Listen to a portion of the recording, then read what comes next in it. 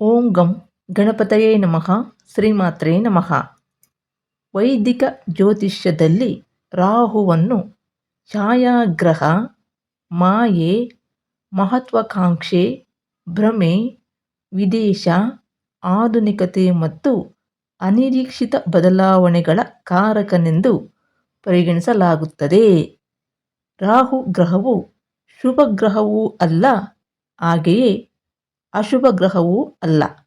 ಅದು ಯಾವ ರಾಶಿ, ನಕ್ಷತ್ರ, ಭಾವ ಹಾಗೂ ಯಾವ ಗ್ರಹಗಳೊಂದಿಗೆ ಸಂಬಂಧ ಹೊಂದಿದೆಯೋ ಅದರ ಆಧಾರದ ಮೇಲೆ ಫಲಿತಾಂಶಗಳನ್ನು ನೀಡುತ್ತದೆ. ಜಾತಕದ 1ನೇ ಭಾವದಿಂದ 12ನೇ ಭಾವಗಳಲ್ಲಿ ರಾಹುವಿನ ಸ್ಥಾನವು ವ್ಯಕ್ತಿಯ ವ್ಯಕ್ತಿತ್ವ, ಶಿಕ್ಷಣ, ವಿವಾಹ, ವೃತ್ತಿ, ಧನ, ಆರೋಗ್ಯ, ಆಧ್ಯಾತ್ಮಿಕತೆ ಹಾಗೂ ಜೀವನದ ಪ್ರಮುಖ ಘಟನೆಗಳ ಮೇಲೆ ವಿಭಿನ್ನ ರೀತಿಯ ಪ್ರಭಾವವನ್ನು ಬೀರುತ್ತದೆ. ಈ ವಿಡಿಯೋದಲ್ಲಿ ನಾವುಗಳು ಜಾತಕದ ಪ್ರತಿಯೊಂದು ಮನೆಯಲ್ಲಿ ರಾಹು ಇದ್ದಾಗ ದೊರೆಯುವಂತಹ ಶುಭ ಹಾಗೂ ಅಶುಭ ಫಲಿತಾಂಶಗಳನ್ನು ವಿವರವಾಗಿ ತಿಳಿದುಕೊಳ್ಳೋಣ. ಮೊದಲಿಗೆ ನಾವು ನೋಡುವುದಾದರೆ, ಜನ್ಮ ಜಾತಕದಲ್ಲಿ ಲಗ್ನದಲ್ಲಿ ಏನಾದರೂ ರಾಹು ಗ್ರಹವು ಇದ್ದರೆ ಆ ವ್ಯಕ್ತಿ ಸಾಮಾನ್ಯರಿಗಿಂತ ವಿಭಿನ್ನವಾದಂತಹ ವ್ಯಕ್ತಿತ್ವವನ್ನು ಹೊಂದಿರುತ್ತಾರೆ. ಜನರನ್ನು ತನ್ನತ್ತ ಸೆಳೆಯುವ ಆಕರ್ಷಣೆ ಎಂಬುದು ಇರುತ್ತದೆ. ಜೀವನದಲ್ಲಿ ದೊಡ್ಡ ಸಾಧನೆ ಮಾಡುವ ಮಹತ್ವಾಕಾಂಕ್ಷೆ ಹೆಚ್ಚಾಗಿರುತ್ತದೆ. ಹೊಸ ವಿಷಯಗಳನ್ನು ಕಲಿಯುವ ಆಸಕ್ತಿ, ವಿದೇಶಿ ಸಂಸ್ಕೃತಿ, ಆಧುನಿಕ ತಂತ್ರಜ್ಞಾನ ಮತ್ತು ರಾಜಕೀಯದ ಕಡೆ ಒಲವು ಅನ್ನೋದು ಇರುತ್ತದೆ. ಇವರಿಗೆ ದೊರೆಯುವಂತಹ ಶುಭ ಫಲಗಳು ಏನು ಅಂದರೆ, ಆಕರ್ಷಕ ವ್ಯಕ್ತಿತ್ವ, ಸಮಾಜದಲ್ಲಿ ಹೆಸರು ಮತ್ತು ಖ್ಯಾತಿ, ನಾಯಕತ್ವದ ಗುಣ ಹಾಗೂ ವಿದೇಶಿ ಅವಕಾಶಗಳು. ಇನ್ನು ಈ ವ್ಯಕ್ತಿಗಳಿಗೆ ದೊರೆಯುವಂತಹ ಅಶುಭ ಫಲಗಳು ಏನು ಅಂದರೆ, ಅಹಂಕಾರ, ಆತಂಕ ಮತ್ತು ಮಾನಸಿಕ ಒತ್ತಡ, ಸ್ವಾರ್ಥದ ಮನೋಭಾವ ಹಾಗೂ ತಪ್ಪು ನಿರ್ಧಾರಗಳಿಂದ ಸಮಸ್ಯೆಗಳು. ಈಗ ನಾವು ಲಗ್ನದಲ್ಲಿ 2ನೇ ಭಾವ, ಇದು ಧನಸ್ಥಾನವಾಗಿದ್ದು, ಈ ಭಾವದಲ್ಲಿ ಏನಾದರೂ ರಾಹು ಇದ್ದಾಗ ಧನ, ಕುಟುಂಬ ಮತ್ತು ಮಾತಿನ ಮೇಲೆ ರಾಹುವಿನ ಪ್ರಭಾವ ಅನ್ನೋದು ಹೆಚ್ಚಾಗಿ ಬೀಳುತ್ತದೆ.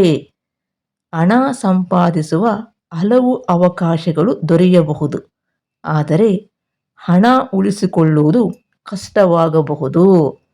ಇವರಿಗೆ ದೊರೆಯುವಂತಹ ಶುಭ ಫಲಗಳು ಏನು ಅಂದರೆ, ವ್ಯಾಪಾರದಲ್ಲಿ ಲಾಭ, ವಿದೇಶದಿಂದ ಆದಾಯ ಹಾಗೂ ಪ್ರಭಾವಶಾಲಿ ಮಾತು. ಈಗ ನಾವು ಇವರಿಗೆ ದೊರೆಯುವ ಅಶುಭ ಫಲಗಳು ಏನು ಅಂದರೆ, ಕುಟುಂಬ ಕಲಹ, ಹಣದ ನಷ್ಟ, ಸುಳ್ಳು ಮಾತಿನಿಂದ ಸಮಸ್ಯೆ ಹಾಗೂ ಅನಗತ್ಯ ಖರ್ಚು. ಈಗ ನಾವುಗಳು ಜನ್ಮ ಜಾತಕದಲ್ಲಿ 3ನೇ ಭಾವ, ಈ 3ನೇ ಭಾವ ಅನ್ನೋದು ಪರಾಕ್ರಮ ಸ್ಥಾನ.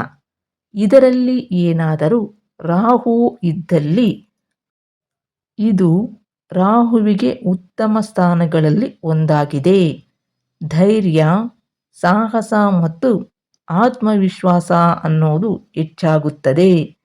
ಇವರಿಗೆ ದೊರೆಯುವ ಶುಭ ಫಲಗಳು ಏನು ಅಂದರೆ, ಶತ್ರುಗಳ ಮೇಲೆ ಜಯ, ಸಾಮಾಜಿಕ ಜಾಲತಾಣ ಹಾಗೂ ರಾಜಕೀಯದಲ್ಲಿ ಯಶಸ್ಸು, ಜೊತೆಗೆ ವಿದೇಶಿ ಸಂಕಲ್ಪಗಳಿಂದ ಲಾಭ. ಇವರಿಗೆ ದೊರೆಯುವ ಅಶುಭ ಫಲಗಳು ಏನು ಅಂದರೆ, ಸೋದರ ಹಾಗೂ ಸೋದರಿಯರೊಂದಿಗೆ ಭಿನ್ನಾಭಿಪ್ರಾಯ ಹಾಗೂ ಅತಿಯಾದ ಸಾಹಸದಿಂದ ಅಪಾಯ. ಈಗ ನಾವು ಜನ್ಮ ಜಾತಕದಲ್ಲಿ 4ನೇ ಭಾವ, ಈ 4ನೇ ಭಾವ ಅನ್ನೋದು ಸುಖ ಸ್ಥಾನಕ್ಕೆ ಸಂಬಂಧಿಸಿದ್ದು, ಈ ಸ್ಥಾನದಲ್ಲಿ ಏನಾದರೂ ರಾಹು ಇದ್ದಲ್ಲಿ ಅಂತಹ ವ್ಯಕ್ತಿಗಳಿಗೆ ಮನೆ, ವಾಹನ, ಭೂಮಿ ಮತ್ತು ತಾಯಿಯ ವಿಷಯಗಳಲ್ಲಿ ರಾಹುವಿನ ಪರಿಣಾಮ ಅನ್ನೋದು ಕಂಡುಬರುತ್ತದೆ. ಇವರಿಗೆ ದೊರೆಯುವ ಶುಭ ಫಲಗಳು ಏನು ಅಂದರೆ ದೊಡ್ಡ ಮನೆ, ವಾಹನ ಯೋಗ, ರಿಯಲ್ ಎಸ್ಟೇಟ್ ಲಾಭ, ಜೊತೆಗೆ ಆಧುನಿಕ ಜೀವನ ಶೈಲಿ. ಇವರಿಗೆ ದೊರೆಯುವಂತಹ ಅಶುಭ ಫಲಗಳು ಏನು ಅಂದರೆ ಮಾನಸಿಕ ಅಶಾಂತಿ, ತಾಯಿಯ ಆರೋಗ್ಯದ ಚಿಂತೆ, ಜೊತೆಗೆ ಮನೆಯಲ್ಲಿ ನೆಮ್ಮದಿ ಕಡಿಮೆ. ಈಗ ನಾವು ಜನ್ಮ ಜಾತಕದಲ್ಲಿ 5ನೇ ಭಾವ, ಈ ಭಾವ ಅನ್ನೋದು ಸಂತಾನ ಮತ್ತು ಬುದ್ಧಿ ಸ್ಥಾನಕ್ಕೆ ಸಂಬಂಧಿಸಿದೆ. ಈ ಸ್ಥಾನದಲ್ಲಿ ರಾಹುವು ಏನಾದರೂ ಇದ್ದಲ್ಲಿ ಅಂತಹ ವ್ಯಕ್ತಿಗಳಿಗೆ ಸೃಜನಶೀಲತೆ ಮತ್ತು ಸಂಶೋಧನಾ ಮನೋಭಾವವನ್ನು ನೀಡುತ್ತದೆ. ಇವರಿಗೆ ದೊರೆಯುವಂತಹ ಶುಭ ಫಲಗಳು ಅಂದರೆ ಜ್ಯೋತಿಷ್ಯ, ತಂತ್ರ, ವಿಜ್ಞಾನದಲ್ಲಿ ಆಸಕ್ತಿ. ಇವರಿಗೆ ದೊರೆಯುವಂತಹ ಅಶುಭ ಫಲಗಳು ಏನು ಅಂದರೆ ಪ್ರೇಮದಲ್ಲಿ ಮೋಸ, ಶಿಕ್ಷಣದಲ್ಲಿ ಅಡಚಣೆ ಮತ್ತು ಸಂತಾನದಲ್ಲಿ ವಿಳಂಬ. ಈಗ ನಾವು ಜನ್ಮ ಜಾತಕದಲ್ಲಿ 6ನೇ ಭಾವ, ಈ 6ನೇ ಭಾವವನ್ನು ಶತ್ರು ಹಾಗೂ ರೋಗಸ್ಥಾನ ಎಂತಲೂ ಕೂಡ ಕರೆಯುತ್ತಾರೆ. ಈ ಸ್ಥಾನದಲ್ಲಿ ರಾಹುವು ಏನಾದರೂ ಇದ್ದಲ್ಲಿ ಇದು ರಾಹುವಿನ ಅತ್ಯುತ್ತಮ ಸ್ಥಾನಗಳಲ್ಲಿ ಒಂದಾಗಿದೆ. ಇವರಿಗೆ ದೊರೆಯುವಂತಹ ಶುಭ ಫಲಗಳು ಏನು ಅಂದರೆ ಶತ್ರುನಾಶ, ನ್ಯಾಯಾಲಯದ ಪ್ರಕರಣಗಳಲ್ಲಿ ಜಯ ಹಾಗೂ ಸ್ಪರ್ಧಾತ್ಮಕ ಪರೀಕ್ಷೆಗಳಲ್ಲಿ ಯಶಸ್ಸು. ಹಾಗೆಯೇ ಇವರಿಗೆ ದೊರೆಯುವಂತಹ ಅಶುಭ ಫಲಗಳು ಏನು ಅಂದರೆ ಸಾಲದ ಸಮಸ್ಯೆ, ಗುಪ್ತ ಶತ್ರುಗಳು ಹಾಗೂ ವೃಷಣಗಳ ಬಗ್ಗೆ ಎಚ್ಚರಿಕೆಯನ್ನು ವಹಿಸಬೇಕು. ಈಗ ನಾವು ಜನ್ಮ ಜಾತಕದಲ್ಲಿ 7ನೇ ಭಾವ, ಈ ಭಾವವನ್ನು ವಿವಾಹ ಸ್ಥಾನ ಎಂತಲೂ ಕರೆಯುತ್ತಾರೆ. ಈ ಭಾವದಲ್ಲಿ ರಾಹುವು ಇದ್ದಲ್ಲಿ ವಿವಾಹ ಮತ್ತು ಪಾಲುದಾರಿಕೆಯಲ್ಲಿ ವಿಶೇಷವಾದಂತಹ ಪರಿಣಾಮವನ್ನು ನೀಡುತ್ತದೆ. ಇವರಿಗೆ ದೊರೆಯುವಂತಹ ಶುಭ ಫಲಗಳು ಏನು ಅಂದರೆ ವಿದೇಶಿ ಸಂಗಾತಿ, ವ್ಯಾಪಾರದಲ್ಲಿ ಲಾಭ, ಸಾರ್ವಜನಿಕ ಜೀವನದಲ್ಲಿ ಯಶಸ್ಸು. ಹಾಗೆಯೇ ಇವರಿಗೆ ದೊರೆಯುವಂತಹ ಅಶುಭ ಫಲಗಳು ಏನು ಅಂದರೆ ದಾಂಪತ್ಯ ಕಲಹ, ವಿಚ್ಛೇದನದ ಸಾಧ್ಯತೆ, ಪಾಲುದಾರಿಕೆಯಿಂದ ಮೋಸ. ಈಗ ನಾವು ಜನ್ಮ ಜಾತಕದಲ್ಲಿ 8ನೇ ಭಾವ, ಈ ಭಾವವನ್ನು ಆಯುಷು ಮತ್ತು ರಹಸ್ಯ ಸ್ಥಾನ ಅಂತ ಕರೆಯಲಾಗುತ್ತದೆ. ಈ ಸ್ಥಾನದಲ್ಲಿ ಏನಾದರೂ ರಾಹು ಇದ್ದಲ್ಲಿ ರಹಸ್ಯ, ವಿದ್ಯೆ, ಸಂಶೋಧನೆ ಮತ್ತು ಆಧ್ಯಾತ್ಮಿಕತೆಗೆ ಒಲವು. ಇವರಿಗೆ ದೊರೆಯುವಂತಹ ಶುಭ ಫಲಗಳು ಏನು ಅಂದರೆ ಜ್ಯೋತಿಷ್ಯ, ತಂತ್ರ, ಯೋಗದಲ್ಲಿ ಆಸಕ್ತಿ, ಅನಿರೀಕ್ಷಿತ ಧನಲಾಭ, ಆಳವಾದಂತಹ ಜ್ಞಾನ.